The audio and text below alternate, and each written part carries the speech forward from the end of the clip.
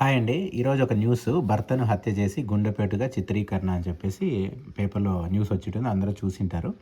ఇక్కడ నేను ఆడవాళ్ళు, మగవాళ్ళు ఎవరిది తప్పు అని నేను అనటం లేదు. కానీ ఇక్కడ కొద్దిగా మగవాళ్ళు జాగ్రత్తగా ఉండాలి. ఆడవాళ్ళు కూడా జాగ్రత్తగా ఉండాలి.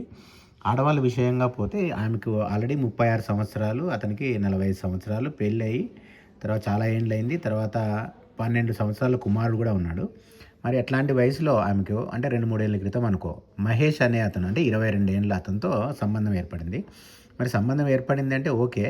కానీ వివాహేతర సంబంధం అట్లే కంటిన్యూ చేయడము అనేది ఏ రకంగా కరెక్టో చూడండి. ఒకవేళ అట్లా ఏదైనా ఉంది అనుకోండి, ఆడవాళ్ళు ఏం చేయాలంటే ప్రస్తుతం ఉన్న భర్తతో విడాకులు తీసుకునేటట్టుగా ప్లాన్ చేసుకోవాలి. అంటే ఏదో కేసేసి భర్త మీద కేసేసి కాకుండా ఏదో రకంగా విడాకులు తీసుకునే ప్రయత్నం చేసుకుంటే తనకు ఆడవాళ్ళకి బాగుంటుంది. ఏదో రకంగా సర్ది చెప్పుకుంటూ పోవడం. సినిమాల్లో చూడడం కాదు, నిజ జీవితంలో చెప్పుకునే దానికి రావాలి. మన చదువులు అలా నేర్పించడం లేదనుకోండి.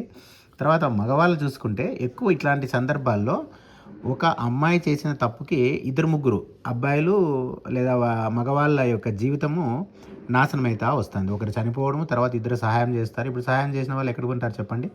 వాళ్ళు జైల్లోనే ఉంటారు. అంటే చంపిండేది వాళ్ళే అని చెప్తుంది. నాకు తెలియదని ఈమె చెప్పేస్తుంది. కాబట్టి ఎక్కువ మంది మగవాళ్ళే ఈ రకంగా పోతున్నారు. అట్లే వివాహేతర సంబంధం ఎవరితో అయితే ఉందో అంటే ఇక్కడ మహేష్ అనే అతనితో, అతను ఇంకొక అతని జీవితాన్ని కూడా నాశనం చేసినాడు. సాయి కుమార్ అనే అతనితో నాశనం చేసినాడు. తర్వాత ఆ అమ్మాయి విషయానికి వస్తే ఇక్కడ ఈమెకు 36 సంవత్సరాలంటే ఎవరితో సంబంధం పెట్టుకుంది అంటే చూడండి, కొద్దిగా తలకాయ కూడా లేకోకుండా ఎవరితో అంటే నిర్మాణ కూలి అంటే భవన నిర్మాణ కూలీతో పెట్టుకుంది. అంటే ప్రేమ గుడ్డిది అనండి మీరు, ఓకే నేను ఒప్పుకుంటాను.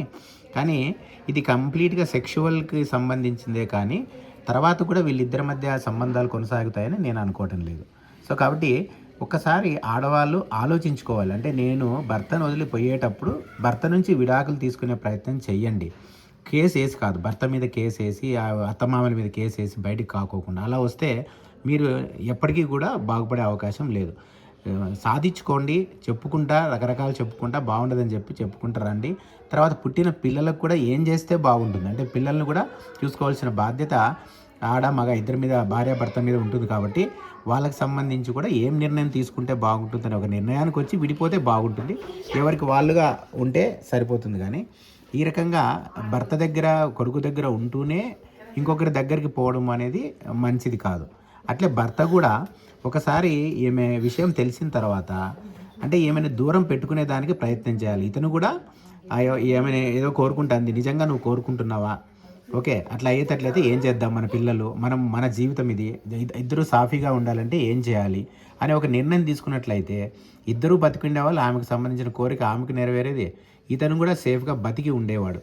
సో కాబట్టి ఈ కాలంలో మాట్లాడుకొని సర్ది చెప్పుకొని విడిపోయి ఉండడం మంచిది. కానీ ఒకరినొకరు చంపుకుంటే మనకు సంతోషంగా ఉంటారు అనుకోవడం పొరపాటు. అదే ఏదో ఒక సినిమాలో కూడా చెప్తారు.